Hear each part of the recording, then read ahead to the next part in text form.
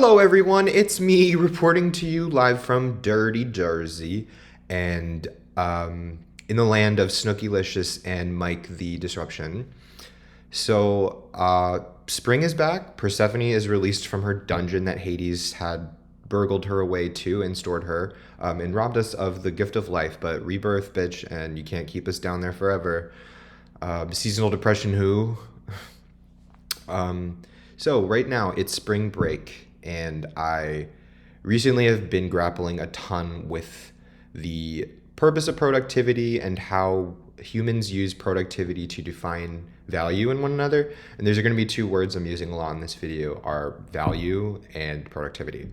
And specifically value as determined by a market economy, which, is what we live in, a determined system where goods are sold and exchanged for agreed upon prices by the public market.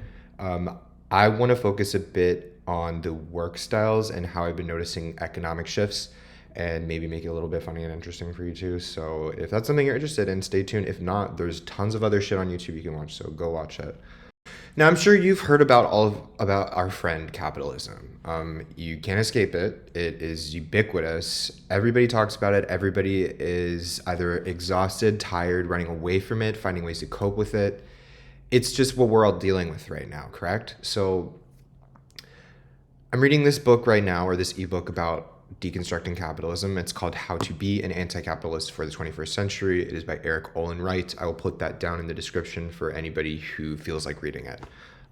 It's very thoroughly researched, and it isn't too opinion-based.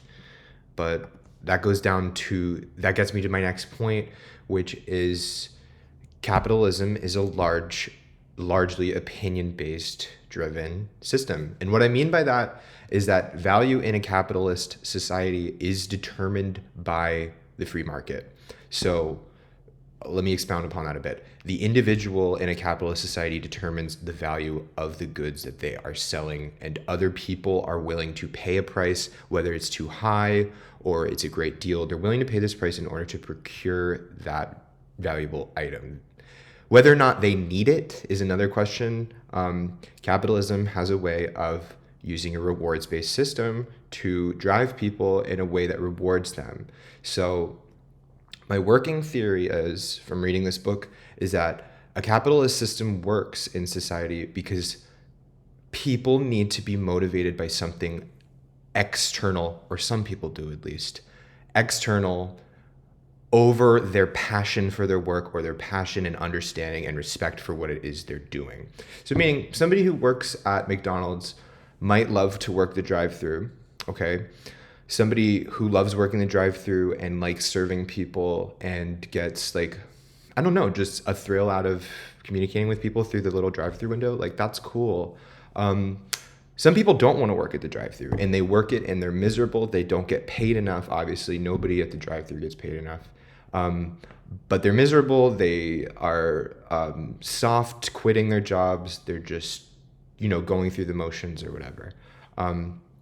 Hopefully what an alternative to a capitalist system and, maybe a market economy, I don't know, is that people will want to work because they are helping one another, and that's from the heart, okay? And this is gonna get into very hippy dippy territory, okay? Because capitalism has trained our brains to try to determine the value of everything that comes across our paths, and it is a system of oppression. It is a system of imperialism. It is a system of constant growth that, in a way, is going to consume us all unless we become mindful about what it is we're consuming. Just going to add this as a disclaimer. I come from great privilege. You probably do too. Maybe not great. Depends on what your definition of great is. You have the internet and access and free time to be able to watch something like this. I have never been poor in my life. I have worked very hard. I've worked service jobs, have worked hard, physical, laborious jobs. But I understand people need to work to feed themselves, okay? There unfortunately is such a predatory nature of the economic system that we live in, and that people are punished when they don't go to work, and they are punished by losing things like medical care, food, security, and comfort, which is important. Liam, what is the purpose of this? Why are you making this video? There's nothing we can do about it. It's just a system that's always going to be there and always going to work. Wrong again, idiot. Um, so speaking from personal experience, the way that we softly deconstruct our system is by following and choosing to align yourself with good leaders, with good teams of people. What I mean by that, and this is like, of course, common sense, but verbalizing this and talking about this is a good thing, no? I'll tell you this story. I worked at this hotel in Vermont over a summer, and I was a very dedicated worker. I had a pretty lax schedule. I was able to choose my days off for the most part, and I was helping people have a good vacation. So I made a mistake and brought something to the wrong room because of a miscommunication at this hotel, and it wasn't a big deal. It wasn't anything absolutely destructive or like offensive to the customer. It was just a mistake. I had brought something wrong to the wrong room, and my boss pulls me aside and he's like, "Liam, come here. I've received this." I was like, "Oh fuck, what's gonna happen? Like, does this guy know I've been like taking wine and like merch from the back room?" But anyway, I he sits me down and he chews me out, and this is where he completely lets go and does not give a shit about what my feelings are or even try to understand the situation as a simple mistake. No, what he does is he chews me out, he admonishes me, he wants to make me feel guilty and bad so I'll never do it again, which is poor leadership. And that leads me to the next step of deconstruction, which is stop working for people who do not care about you. I get we need money to survive. We need money to survive.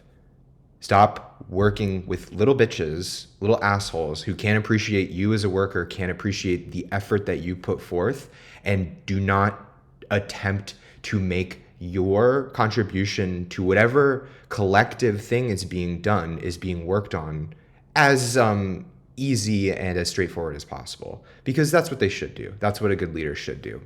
The just most uncomfortable thing that's been happening while paying attention to this power dynamic is how this power dynamic feeds into everything. It feeds into social media, this model of production and consumption. It feeds into technologies like AI as production and consumption. It feeds into things like intellectual property, like Disney being able to renew patents of folklore and to have property rights to tell these stories that should be public knowledge, public domain. And there's certain things, certain technologies like Linux that are patented under a certain patent that allows them to be public property so that nobody can make money off of it. So this model of having this public access database of things that people can access without passing a paywall first is a step in the right direction. It's towards accessibility, and it's towards the freedom of public resources like libraries, like gyms, like theater, art centers, old folks homes, daycare centers. All that stuff should be public service, because we shouldn't determine the value of human life as something that needs to be worked and rewarded for. It should just be given because that is our right as human beings, and that is what progress should be. It should be universal. It should be a universal acceptance, and it should be a universal treatment of people and what they have access to. That being said, ideally the shift happening is people working because they want to work, because they're being respected for the efforts that they're putting forth, for the time that they are sacrificing, and for the willingness to help out their fellow man in any way that they can. There is nothing more depressing than going into a place and having an exchange, a transactional relationship, which, let's face it, capitalism also cultivates. At a transactional relationship with a cashier, you're getting something from them, There's something more than looking in their eyes and seeing how dead they are and like, help me, and this is not working for me, and I'm not happy to be here. Okay. We need a system that somehow can prioritize the worker and their desire to want to work. Okay, whether that be the desire to help people, the desire to be fairly compensated, or the desire to feel part of a team, whatever, that's your narrative. That's your reality. But we need a system that prioritizes the worker. Okay, it's not communism, it's not Marxism. We all work in different ways, but we need a system that prioritizes a collective community rather than an oligarchy, which is rich people controlling everything because of influence and power and country clubs. So less exclusion, more inclusion, and less attacking people for making mistakes and more supporting your fellow man. Thank you very much. This was a lot of fun to make, and stay tuned for more. Bye-bye.